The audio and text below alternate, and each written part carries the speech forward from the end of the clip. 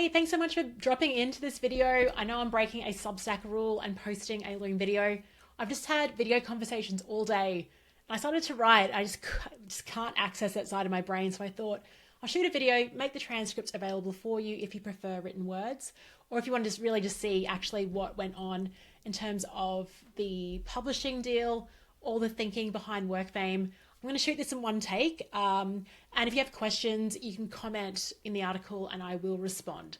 So just wanted to share, I guess, I'm always curious around how people get their book out in the world, whether it's they decide to go self-publishing or the publisher route. And as I'm talking, I'm sure more ideas will emerge. But really, I've just made some placeholder slides to talk to. I want to really cover two things. One is the creation station. This is the opposite of the hesitation station. The creation station really about how the book deal actually happened, and it was definitely in reverse mode. So I kind of broke all the rules, everything I'd heard about book publishing and landing a publishing deal with a commercial publisher, I discarded, right? So I didn't have a book proposal. I'll talk more about that. Didn't have anything. All I had was a phrase. I'll also share like who the book is for and I guess why I wrote it and the inspiration behind writing it, and why I chose this type of category and topic as well. So hopefully I remember to report back on all of that as we go through. But like I said, in short, I worked backwards and I didn't have a proposal. What do I mean by that? Let me just start from this point here. If you listen to my stuff, if you listened to my daily podcast, if you know me, in conversations, people will say things and I'm like, oh, that's such a cool phrase, or I love it, and I'll write it down. And I honestly do not remember where I was and who I was talking to, but I was trying to describe someone that worked within an organization. And this person, they weren't celebrity famous, like you wouldn't recognize them on the streets. They weren't an influencer either. So I'm like, well, how would you describe them? But that they were work famous. Like everyone within their organization knew them. They traveled around the world. Had a really strong brand. And I'm like, yeah, they're work famous. And I didn't use the word personal brand. But the second I said work famous, the person I was talking to, they got it, right? They instantly got it. And I think anytime you use a phrase or people understand or it unlocks an emotion, it's worth pursuing that in some way. And like I said, WorkFame, it's kind of like, it was a joke. Like, I had to create a new phrase to describe this type of person. So that's how it happened. I just liked the phrase. I didn't actually have any idea of the book. It was like, this phrase is really cool. Then my next step was actually I've taken this screenshot from the questionnaire from the publisher. But when I like a phrase, then I start testing it out with existing clients. So not new clients, like people that are already within my network because they already trust me. And so I think it's easier to launch, and I often tell people when they're thinking about business, is to launch new offerings, and this is an Alan Weiss approach, new offerings to existing clients. And so I was booked in with a client. We've got quarterly webinars on various topics, and I pitched the idea of, hey, what about, within these three different topics? And they picked work famous. So I thought, that sounds really interesting. Like if clients are picking this out of a category of different options, maybe there's something in this. I think that was how I tested the viability of the phrase. Particularly when you make up a phrase, you expect that no one understands what it means. But with this one, people understand, they get what WorkFame is. And so you can see in the proposal why I've written why now. I think was looking around at the work environment. So this is really written for someone within an organization, particularly like a big organization, but it also works. I mean, the stuff that I write about can apply to consultants as well. Like all of it is applicable, but the real core market is someone working within, like in a remote team, hybrid team, big organization, and they're feeling invisible.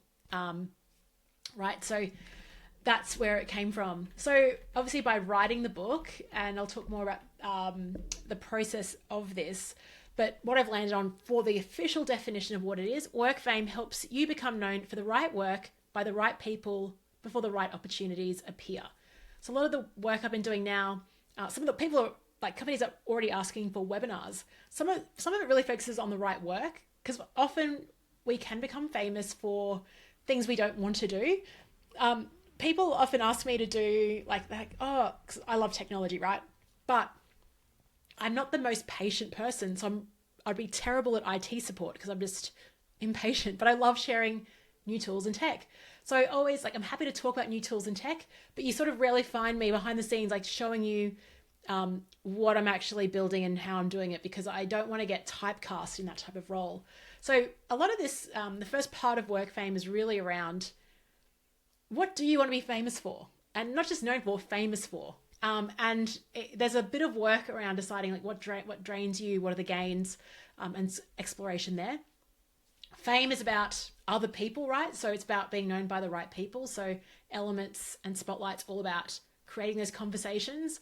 And then it really is about this thing around just being top of mind before the right opportunities appear. So how I actually got to this stage of defining it, what will I talk about?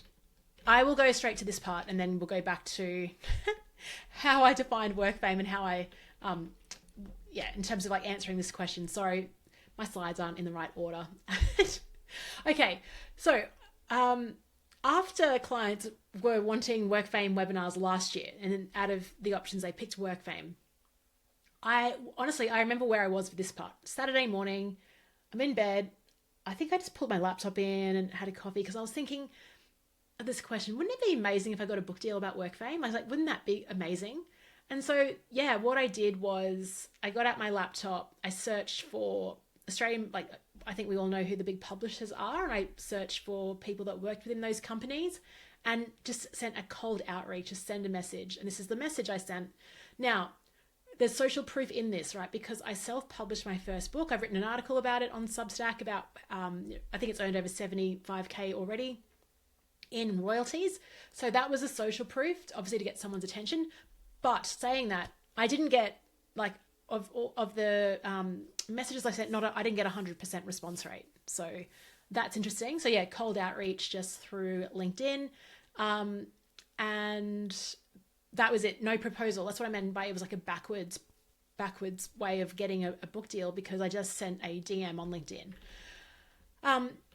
When it comes to then, right, so I had this idea of Work Fame and I'm like, what does this actually mean? This was amazing. So the publisher sent me through a questionnaire, and I did spend a lot of time on this, right? So going in and thinking what does this actually mean in the context of what I can deliver? And what I could deliver was a book written for the 2016 version of Leanne. So this book, when I think about Work Fame, when I was writing this book, I was thinking of like, who is the ideal audience for this? It was me. It was Leanne in 2016. And I really actually could empathize with her because I felt that, leaving remote Western Australia, moving to Brisbane, big organization. I know what that felt like on a Sunday night to your stomach's in knots, you're looking for other opportunities. And there was a new question I asked is like, rather than like scoring my dream job, how do I make this job a dream? So this book, Work Fame, is all about personal agency. And yes, there are organizational systems and structures and environments and policies and stuff that can really just make your life hard, but you still have agency within that to do some really cool things. And everything in Work Fame, like it doesn't require you to get more delegations of authority. These are all things. It's written for a high agency person who wants more from work and obviously more from life. Because the second I started, I actually write about what I did. I interview people around the world that tried other things. So it's based on the back of like everything I tried and like the practical, like, hey, here's how to host a lunch and learn, like to that level. Hey, here's how I reach out to people. So that, with confidence now I can say I feel like I own the phrase Work Fame now because of the slant that I put onto the phrase in terms of, being work famous, and it is within your reach. So there's a message of hope there. I was also kind of annoyed by the quiet quitting rhetoric. And when I go on TikTok, people are just living their lives like not giving 100%. And I'm like, why would you do that? You spend a significant amount of time at work. Why not try to make it a great thing? Because it does, there's a lot of Gallup research on that impact on your life overall. So, okay. So why this book wins? I guess when you write I had to get into the detail around positioning this.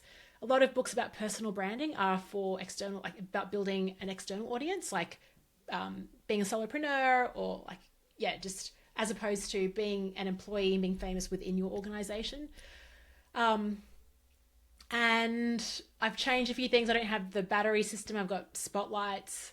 Yeah, it's actually a little bit different to what the questionnaire. It's similar, but I've really, as you write, and I think this is what I find exciting about writing, is actually exploring a topic through writing as opposed to having the answer and then just documenting that. So WorkFame was, to our workshop blueprint, my first book was, I know the answer, I'm just going to write it. This was exploration through reflecting on experiences, talking to others, looking at the research, and bringing that all together. Okay, the audience.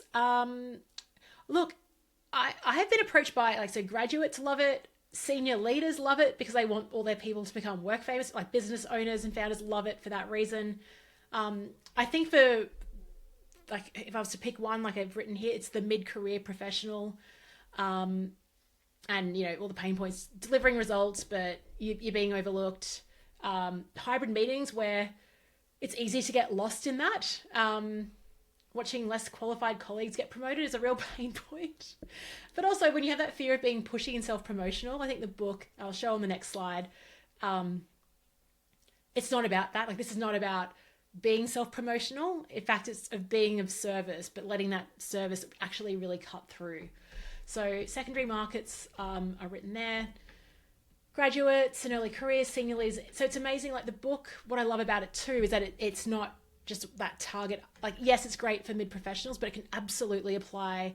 And then also it applies for departments that want to become work famous and organizations that want to become work famous. So for me, in terms of the positioning, it's like, it's bang on. I think it's so good. Well, I think so. Like the versatility of the frameworks, as I'm running more sessions for companies, they're realizing the potential of it. So this is not about being a self-promoter, right? I actually had a continuum in the book around that, because self-promotional is all about, getting likes, credit, who is watching you work. But work famous people ask different questions. How can I be useful? What problems can I solve? How can I contribute my unique skills, the ones that I want to contribute more of? So there's a real difference between the two, and I stamped that out super early. So please, if you don't like self-promotion, this is the book for you. Maybe that should be the tagline.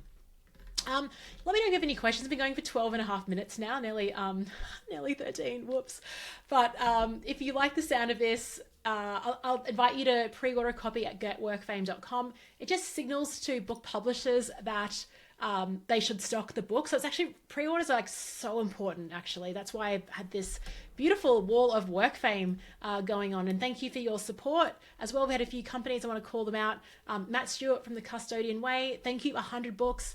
GSK Australia, New Zealand, thank you, 100 books. And the Australian Podiatry Association with 50 books as well.